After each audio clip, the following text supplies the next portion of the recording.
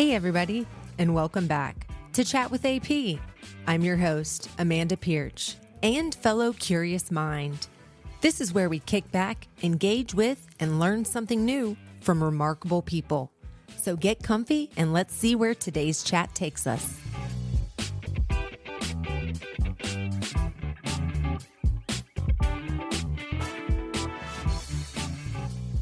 I knew in my heart that at some point I needed to take that step, but I was really comfortable where I was. I was comfortable being vice president of shelter and housing. I didn't really have any aspirations of going any higher than where I was because I feel like we're doing such great work. But I felt that nudge in my heart, like God was leading me to do more, like there's more that you need to do. And so I started really confessing over my life that I'm the next CEO of Partnership Against Domestic Violence. I literally started saying it every day. Into existence. Right. Start speaking it. And even whether I felt it, whether I believed it, I just know that there's power in what we say. There's power in our words. And so every day I started just speaking it over myself and just staying humble at the same time, but just speaking it over myself. And later that year in September, there was an opportunity that came before me to become a COO for another nonprofit. And at the time, PADV hadn't even put out the, opportunity for us to apply to be the president or CEO at all. And so I started, engaging with that opportunity and looking at it. And then I remember telling God, I was like, Lord, I don't want to be double-minded. If I believe in something, I really need to line up my faith with my actions and really stick with that. And so I said, Lord, this is what's going on. I haven't even, PADV hasn't even put it out there yet. What should I do? And he told me, he said, Katha, it's going to be good. He said, Katha, it's going to be good. And I started laughing. Called you by name. Yeah, called me by name. And I was just laughing. I told my husband, I was like, God said it's going to be good. And I said, so I let go of that COO opportunity. Hadn't even interviewed for PADV at all, and there's plenty of other VPs in our organization, it was an outward opportunity for everyone. And so they finally put the opportunity out for us to interview. And when I tell you that interview was something else, it was 6 people on the panel. It was 2 hours long on a Saturday. Oh my gosh, in person? In person. And I remember this was the one interview that I studied so hard for. Like I went online and researched and just started practicing, how do I say, how I think of myself. And I remember telling myself, Katha, you need to just go in there and be authentic because you're either the right fit for this position or you're not. And at the end of the day, they need to pick what's best for this organization because I would want them to pick what's best. Absolutely. And so I went into that interview and I feel like I killed it. Good for you. I was so impressed with myself. I was like, you killed it. It was like, I told myself after I walked out, I said, Katha, no matter what happens, you killed it in there. You killed it. And I remember waiting and just sitting back and like 2 to 3 weeks later, I got a call from the board chair telling me that I got the position as the next president and CEO of PADV. And I was just like, oh my God. No, literally. Yeah, like, thank you, God. I was so excited and so grateful. And I still am. And it's like, just being able to do this work is just so priceless. And I'm not in the trenches as, I was before, like when I was in the early years of my career. But being in this seat, there's such an opportunity for influence, to bring attention to the cause, to bring attention as to why this work is so important.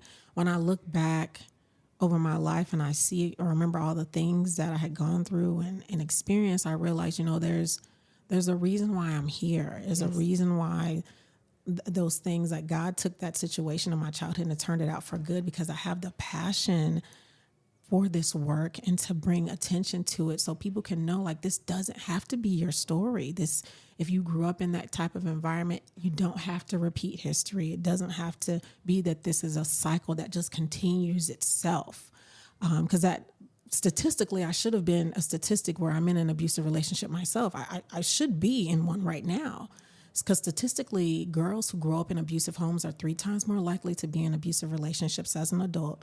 And boys are 5 times more likely to become abusers if they grow up in those environments. And so statistically, I shouldn't be in this peaceful, loving marriage that I have with my husband. I should not be, but I am. And so it's like there's so much opportunity in this seat, which I wasn't even looking for this seat, to share with others about bringing awareness about domestic violence, and then also encouraging people that your story, even no matter what your upbringing was, this doesn't have to be your story too. I'm Katha Blackwell, and this is Chat with AP. But first, what brought us here together is I got to give a shout out to Thrive, because I think we thrive at Thrive. Yes, we do. We do thrive at Thrive. You have a perma office here. I do. Okay. Yes. And that's how we met. Exactly. I was sitting in the, what do we call that? The cafe area enjoying a Coca-Cola, which I'm going to be having a sugar-free one right now. And you passed by and we became quick friends. Exactly. So Partnership Against Domestic Violence is the first and largest domestic violence agency in the state of Georgia. And so we have been around since 1975. Next year, we'll be celebrating our 50th anniversary. Exciting time, very exciting. We provide emergency shelter for those who are fleeing domestic violence. And so in Gwinnett County and in Fulton County, we have 2 emergency shelters. We also provide legal advocacy services for those who are in need of getting temporary protection orders. So if you have an abuser who won't leave you alone, we have legal advocates that will assist you in getting a temporary protection order to set those boundaries in place. We also provide free counseling services to all survivors, no matter whether they're in our programs. If they're in the state of Georgia and they're seeking to talk with a counselor for free about what they're going through, we provide those services as well. Also, we have a community outreach team that goes out and teaches the next generation about dating violence. It's fantastic to stop it before it starts. Absolutely. Stop the cycle. Yes. And so they're part of our prevention and outreach department, because we know that in order to bring those numbers down with domestic violence, we have to educate people about domestic violence so they're aware of those different things. And so we go out to middle schools, high schools, and colleges and educate the next generation about dating violence so they can understand the yellow flags, red flags. A lot of times the younger generation may see text messages that are like 50 text messages in one day thinking, oh, that's love. It's like, no, this is not. This is not love bombing. Exactly. And so we want to make sure we're educating them about those red flags before they become adults. We become full-fledged adults. And so you mentioned red flags. Are there any that you could share with our audience, like a few to identify? Maybe give us 3. Oh, yeah, absolutely. One is if you have a partner who is trying to isolate you from your family and friends. It's one thing where they want to be, spend time with you, which is great. But if they're always trying to block you from spending time with your friends or spending time with your family, and they're making the excuse of, well, I just want to spend time with you, that's not healthy. Everyone needs to have their own circle of friends, and everyone needs to be able to spend time with their family members without interruption, meaning if you go out with your family and friends, that loved one, your partner, is not calling you and texting you while you're with them. There needs to be a healthy balance between your friends and your partner. And so that's one flag. If they are constantly trying to prevent you or hinder you from going to hang out with your family members and friends. The second thing is if they're doing verbal jabs. And when I say verbal jabs, a lot of times people always associate domestic violence with being physical. Verbal abuse is a real thing. So like verbal jabs, meaning there's insults. They're insulting your appearance. They're insulting, something that you're sharing. They're like subtle jabs where it's not outright screaming or yelling, but it's like a jab. It's an insult. It's almost like bullying, subtle bullying in your own relationship. So subtle things like that. Those are forms of that's a red flag as well, because eventually over time it just gets worse and worse. And so those are red flags too. And then the third is finances. So when it comes to a healthy relationship, even if someone makes more money than you, there should always be a level of mutual discussion about what's happening with these finances. If your partner is having complete control over the money and saying where it's going and where it's not going and all these other things, that's a red flag. It's one thing where you have a partner that does better budgeting skills than you. It's another thing when they don't incorporate or include you in the process of the decision making. So, like, for example, my husband, he's a spreadsheets guy. I'm more of a let's go, let's dream, let's do all these things. But there's always a conversation taking place in regards to what we're doing, where we're going, how we're doing these things. And so it's important to have a solid balance. So if you find yourself not being able to say anything about the finances, whether you make more money or not, or whether you make the most money or not, if your partner is controlling all of the funds, that's a red flag. Something's up. And so again, that's not physical abuse, but that's financial abuse. And I gave an example of financial abuse, verbal abuse, different things like that. So that just shows up differently, but those are all red flags.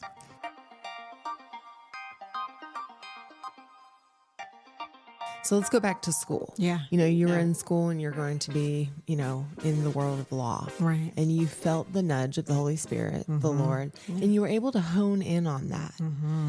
All right. Yeah. You followed that lead, even though you continued on to get your degree in something totally different, but God was preparing you then. Yes. Okay. Then fast forwarding, on throughout life, throughout your personal trials and tribulation, that was setting you up to begin with.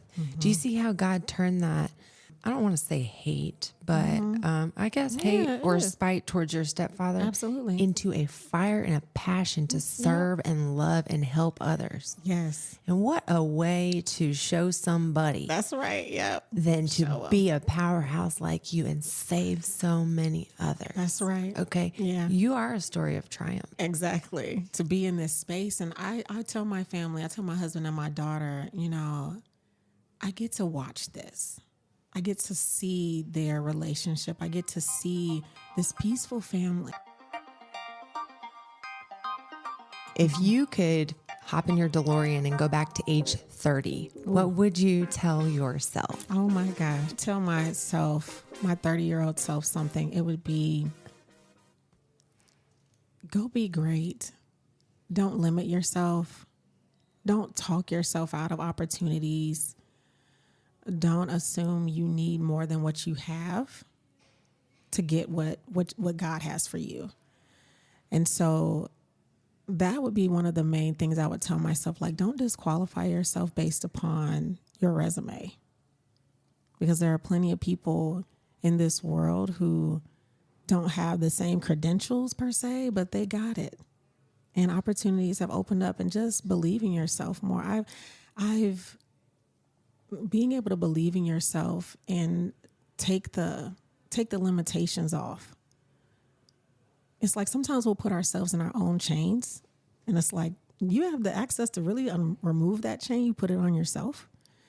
And it's so important to realize that I don't have to fit into anybody's box, because God made me unique. He made all of us unique, and we need to be our authentic and our unique self and not limit ourselves for any reason or anyone at all. And so I would tell my 30-year-old self, like, take the limits off, girly. Take the limits off and just go be great. Don't worry about others' opinion. Just go be great. Limitless. It's so much easier said than done. Right. I think we can all attest to feeling like we are that round peg trying to be fit into a square hole, or if it's the reverse, I forget. Faith has so many different meanings, Katha. And here in my adult life, really over the past decade, I've had to tap into and understand and rely on a whole new strength. So out of curiosity, when you have to rely solely on faith for a decision, how do you center yourself? How do you focus on that? And how do you take that step with faith as the bridge? I had to learn how to really rest in the peace of God. Like if there's something that I want to do and I'm not sure about it, I literally lean into the peace of God. That peace that surpasses all understanding. And it's like you don't have all the answers, but you feel it inside that there's this peace about the steps you're about to take, and just really walking by faith. And knowing that the love of Jesus is priceless, and that he has a plan, and that he sees you. He sees his daughter. He loves you like any loving father. You know what I mean? And really just leaning in on the peace of God to guide, and just go for it, and not let our mind tell us, well, what about this? And what about that? And all these, what about? No, I'm walking this out. I'm walking by faith, and faith is, the evidence of things not seen. Yes, That it means is. I can't see it. That means I'm not going to see every single step that I'm taking, but I'm walking by faith. So as I take a step, God's going to show me a little bit more and a little bit more as I take more steps. And that's exactly what he's done throughout my life. It's like as I've taken steps and being led by the peace of God, I haven't missed out on anything because I responded and I didn't try to out-talk myself, of doing this or make excuses like when you think of in the book of Moses, not the book of Moses, but about Moses when he was talking about, well, Lord, I can't do this. I have a stuttering problem. And he's like, well, I'm going to send Aaron to help you. You know what I mean? There's all these excuses we can come up with, but it's you. It's you. You're the one that's needed. It's you. And so it's not about somebody else doing it no, it's you. There's something that God has put on the inside of me, on the inside of all of us to do a specific work. And it's important that we lean in and that peace of God and trust him and just go for it. It's funny because I like to think of us, this beautiful murals here in Suwanee. Those are commissioned artwork. Mm-hmm. So we are all pieces of art or work commissioned by God, put here on earth, as you said, for a specific cause, specific reason. And that's the excitement is we get to live with open hands and just go along for the journey. You are an example of a tenacious woman. So what does tenacity mean to you? Oh, just the boldness, the boldness to be great, the audacity to believe in yourself and really just step out and just go for it and not put yourself in a box, but really be bold about who you are and know who you are and not have to ask somebody or get confirmation from others as to who you are, who you're called to be. Like, no, I know who I am because God told me who I am and I believe him. Yes. Absolutely. Signed, sealed, and delivered. Let's say we're going to have lunch, but let's say we go to Pepe's and we're going to be gluttonous and order queso, guacamole, and salsa comes. Yes. So we get all three. What are you dipping your chip in first? Oh, it's got to be the queso. Me too. Yes. Okay. And then what? Oh, I'm gonna go with regular salsa. Me too, because I need to break it up with the acidity. Exactly. A bite and a bite. Okay, we're definitely having Mexican then. Katha, I have had so much fun hanging out with you on this podcast.